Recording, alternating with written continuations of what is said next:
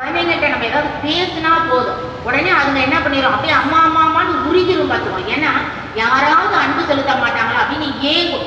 ஏன்னா இப்ப நம்ம வீட்டுல இருக்கிற குழந்தைங்க வந்து நம்ம என்னதான் அன்பா பேசினாலும் வாங்கம்மா அப்படின்னு, ஏன்னா நம்ம எப்போதுமே அன்பு செலுத்தோம். அதனால அன்போட பெருமை அதுங்களுக்கு தெரியாது. இந்த மாதிரி அம்மா அப்பா இல்லாதவங்களுக்கு தான் அதோட பெருமை தெரியும். அப்ப இங்க வந்து இவர் என்ன பண்றாரு, இந்த மாதிரி அப்பா அம்மா இல்லைங்கிறதுனால அந்த சமணர்கள் காட்டுற கொல்லாமை, அதாவது எந்த உயிர்களையும் கொல்லக்கூடாதுங்கிற ஒரு கொள்கையை வந்து இவர் பார்த்த உடனே இவருக்கு ரொம்ப பிடிச்சி போடும். பிடிச்சி போய் என்ன பண்றாரு, அதுல போய் சேர்ந்துடுறாரு.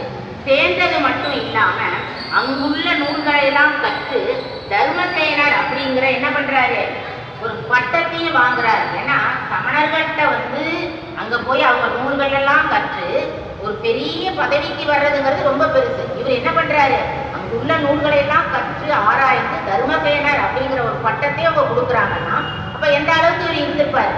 அதனால அந்த பட்டத்தையும் கொடுக்குறாரு.